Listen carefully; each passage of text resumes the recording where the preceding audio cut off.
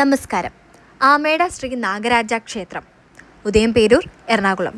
തൃപ്പൂണിത്തുറ വൈക്കം റൂട്ടിൽ വേമ്പനാട് കായലിന്റെ തീരത്ത് സ്ഥിതി ചെയ്യുന്ന ആമേട ക്ഷേത്രത്തിലെ പ്രധാന പ്രതിഷ്ഠകൾ സപ്തമാതൃക്കളും നാഗരാജാവും നാഗയക്ഷിയമ്മയുമാണ്.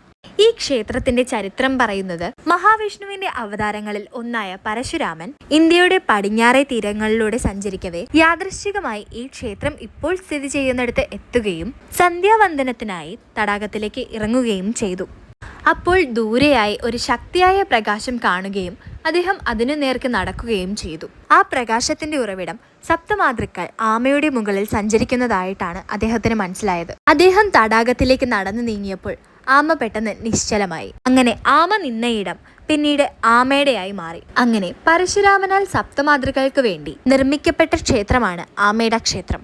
സപ്തമാതൃക്കളായ വീരഭദ്രൻ, ഗണപതി, ബ്രാഹ്മണി, മഹേശ്വരി, കൗമാരി, വൈഷ്ണവി, വരാഹി, ഇന്ദ്രാണി, ചാമുണ്ഡി എന്നിവരും വടക്ക് പടിഞ്ഞാറ് ഭാഗത്തായി നാഗരാജാവും വടക്ക് കിഴക്ക് ഭാഗത്തായി നാഗയക്ഷിയമ്മയുമാണ് ഇവിടെ പ്രതിഷ്ഠയായി ഉള്ളത്. നൂറ്റാണ്ടുകളായി സർപ്പദോഷ നിവാരണത്തിനും കുടുംബശാന്തിക്കുമായിട്ടാണ് ഭക്തർ ഈ ക്ഷേത്രം സന്ദർശിക്കുന്നത്. പുലർച്ചെ 4 മണിക്ക് നട തുറക്കുകയും ഉച്ചയ്ക്ക് 12 മണിക്ക് നടയടയ്ക്കുകയും പിന്നീട് വീണ്ടും വൈകിട്ട് 5 മണിക്ക് നട തുറക്കുകയും രാത്രി 8 മണിക്ക് നട അടയ്ക്കുകയും ചെയ്യുന്നു. എല്ലാ ദിവസവും നിത്യപൂജയും ദീപാരാധനയും അഷ്ടദ്രവ്യാഭിഷേകവും നടത്തുന്നു. ആയില്യം നക്ഷത്രം നാഗദൈവങ്ങളുടെ പ്രത്യേക ദിവസമാണ്. അതിൽ ഏറെ പ്രാധാന്യമുള്ളത് കന്നി, തുലാം, വൃശ്ചികം, മീനം എന്നീ മാസങ്ങളിൽ നടക്കുന്ന ആയില്യപൂജയാണ്.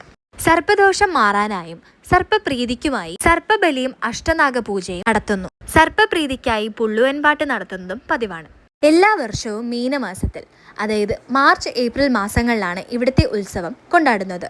മകീര്യം നക്ഷത്രത്തിൽ കൊടികയറി ഉത്രം നക്ഷത്രത്തിൽ ആറാട്ടോടെയാണ് ഉത്സവം അവസാനിക്കുന്നത്. ഉത്സവ ദിവസങ്ങൾക്കിടയിലുള്ള ആയില്യ ദർശനവും ഉത്സവ ബലിയും വലിയ വിളക്കും പള്ളിവേട്ടയും ഏറെ സവിശേഷമാണ്. ഗുരുതി പൂജയും 10ാം ഉദയവും നാഗപഞ്ചമിയുമെല്ലാം മറ്റു പ്രധാനപ്പെട്ട ദിവസങ്ങളാണ്.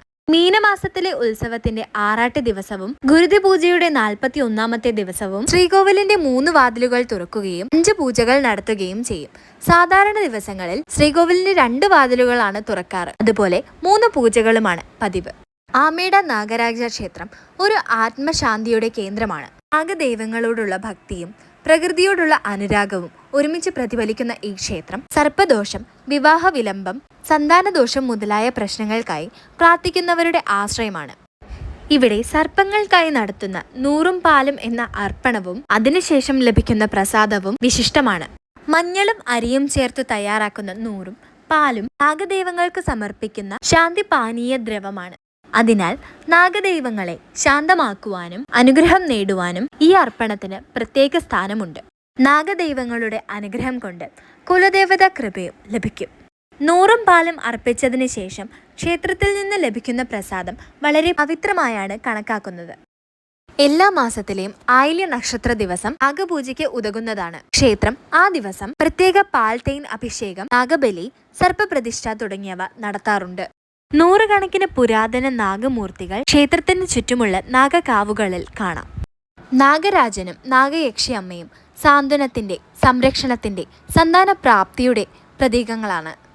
പ്രത്യേകിച്ച് തുലാമാസ ആയില്യ നക്ഷത്രം എല്ലാ നാഗക്ഷേത്രങ്ങളിലും ഏറ്റവും പ്രധാനപ്പെട്ട ദിനമാണ്.